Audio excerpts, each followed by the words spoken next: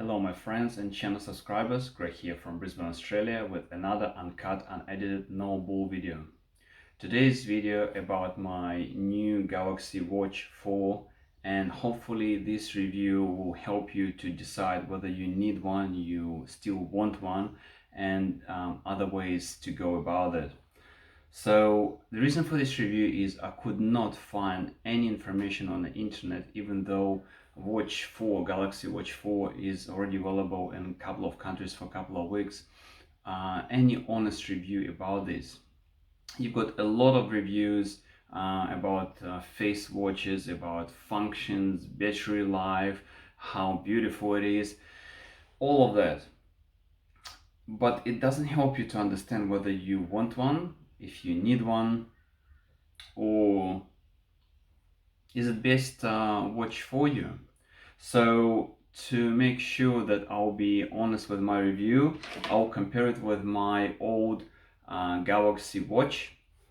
Mind you, this watch was released 3 years ago, exactly 3 years ago. It was released in August 2018. It was my pre-order, so at the moment it's 3 years old, and this watch is new. So if you think in terms of technology, every year we've got extremely faster, better mobiles, cameras and things like that. So technology advances every year, and you expect from new phone be significantly better than previous year phone, whether it's better CPU or better photography or more memory, all that. It corresponds to some sort of function. Now I will say the watch is great, and I'll start with a couple of good points and then cascade why you may not want this watch as yet, why you may want to wait for something different.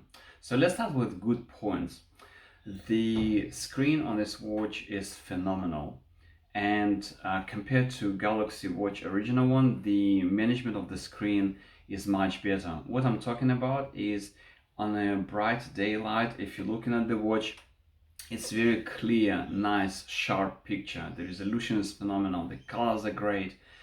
At nighttime, it dims appropriately so it doesn't kill your eyes. Even though there was auto dimming in this watch, I always struggle in different times of the day to adjust to brightness of this watch.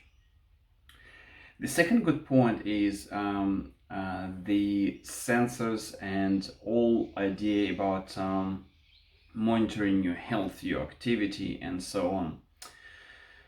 While sensors on new watch seem to be better, I don't believe it's such revolution that could happen within 3 years. Yes, it's an evolutionary watch, it's a little bit better, but it's not 3 years better. This watch is still doing very amazing job to take basic metrics that you need for your health and for your activity. As to do with normal life notifications like messages, emails, social applications, any other notifications, both watches do fantastic job, but because the new watch based on Google Wear OS, it's a little bit more native, it's a little bit easier to deal with, and also because you have access to Play Store and some applications already made for the watch, the replying to messages, to interacting with your watch instead of going to do things on the phone, much better because you can install things like Gboard and other applications that are more friendly. So this is the good part, and by the way, if you already made your mind and you really would like Galaxy Watch 4 in any size, shape or form, it's your choice. There's a plenty of videos on the internet that help you to decide that watch is good and you want it, right? Let's talk about things that I personally don't like, and I don't think it should be as hyped as it is. So first of all is people talking about battery life, and indeed optimization of the operating system is not there, and some people reporting 40, 42, 45 hours of battery life. Look, let's be honest, you're not buying a watch to get amazing battery life out of it. You buy a watch to use it the way you want and have a good battery life. So I'm not particularly big on fitness data, but I use it quite extensively. I'm not about say that I'm big on social networks and messaging, but I do interact with a lot of applications and things like that. So let's say normal to a little bit above normal use, I securely can go through the day of the battery, but I would not stretch it beyond the night. And the reason is that because the whole idea of buying this watch and the difference between the Galaxy Watch 3 and Galaxy Watch and Galaxy Watch 4, it's the idea of the monitoring at nighttime, the blood oxygen, the snoring, the I don't know, heart rate, and things that really aggregated well in a health application. So if you're utilizing health metrics and you're also interacting with watch during the day, the battery life wouldn't go beyond 30 hours. What that means, you do need to charge it every day. And another thing is, if you're charging every day, the charging will take a little bit more than 1 hour and a half. So you need to find 1 hour and a half in your day when you don't need to reply to any messaging, you don't need any health data, and you can sacrifice that expensive gadget to be on a charge and not functional. So I found that time. I've got downtime that it's between work and then I have dealing with child and having dinner and bath and shower, whatever. So that's 1 hour and a half of my time that I can sacrifice. But you've got busier life. If you cannot find solid chunk of 1 hour and a half in a day to charge your watch, that particular bit will be really annoying for you. And guess what? This watch is 3 years old and I still can get 3 to 4 days battery life out of it, utilizing most of the same functions.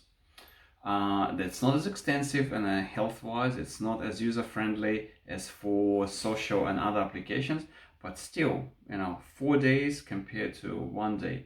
So let's say if you visiting your friends or relatives and you don't have access to charge or whatever, it's a little bit of hassle to maintain that watch. So that's the first big negative point. The second negative point is, I think the software bit of this watch is actually way better than the previous one. So I cannot compare Tizen operating system and its support to Wear OS. But I think because Samsung releasing watches every August, and Samsung and Google rushed things through and now catching up with the functions. So for example, in the last 3 weeks, we already had 2 firmware updates for the watch. That means the sensitivity of the screen was adjusted, the battery life was adjusted, but also things like you got Bixby voice and there's no Google Assistant. And a little bit puzzled that you got Google operating system installed on it and Google Assistant is not yet ready. I believe it will come, right? But as a person that controls TVs, lights and everything else from the assistant environment, I'm a little bit not upset, but unsure why watch couldn't be released with a little bit more complete feature. All right. Another one is you've got crucial Google applications, like for example Google Pay. It's so convenient that I don't carry my wallet with me for the last 2 years, and I do Google Pay from my phone. And I wanted to do the same from watch, and Google Pay was not pre-installed on the watch. Same as a Gboard. I mean, like Google Keyboard is a good alternative, but it's not even close to Gboard. So I think Google default applications could be pre-installed. It's not a bloatware. It's not a like they're promoting some other crap that on internet you need to subscribe or buy. Those are proven good applications that should be part of any Google operating system, right? So those things like a little bit unpolished, and I don't think the watch was 100% ready for release. So battery life, software polishing, but also I noticed that, I'm not sure if it's true, the Apple Watch has looks like got a couple of sensors around it, when um, Samsung watches tend to be like one sensor in the middle. When you do a little bit more extensive exercise and you're a little bit more in motion and your heart elevates beyond 140, 150 beats per minute, the watch stop recording heart rate. And I think most of the people, when they're resting, they're not interested like in the health data. When you're resting, it should be normal unless you've got some medical problem. But when you're exerting that effort and the exercise, you would like to see result, and that result should be graphed on a watch. And particularly in that minute, that watch would let you down. I think it should have more sensors recording almost like same data and then reconciling it. I think most of us would pay $50 to $100 more to get more robust and more, I'd say, accurate health data. So those are my first impressions from the watch so far. I would not say I will sell it. I like it more than Galaxy Watch 3. Sorry, Galaxy Watch, it's not 3. So, but it's 3 years old watch, and however, my decision is I'm not selling this watch yet. I'll keep Galaxy Watch 4 for now. I will try it. If battery life will bug me, I will sell it, and I'll stay with my Galaxy Watch. If battery life I can live with it, I probably will keep it. But my point is, don't believe in hype. There's no revolution in any variables. I know they're trying to catch up with smoothness and I guess user friendliness of Apple. Maybe, but they could do a better job in optimizing operating system, in designing something that's truly better than previous generation and yet competes with Apple. So yes, it does compete with Apple because it's smoother and more kind of user friendly, but it does not really compete with watch that is already 3 years old. And I'm not saying this watch is better or the same, but what I'm trying to say, in 3 years of time, technology moved on significantly, and this watch is not evolutionary. I'll create a couple of more videos later when I get more experience with my watch. At the moment, I've got mixed feelings. I'm not saying I don't like it. I'm not saying I like it. I say I probably expected more because of the hype, and I did not get it. So review is not negative, but it's not quite positive as other reviewers depicted. Thank you so much for watching. Greg from Brisbane, Australia. Until next time.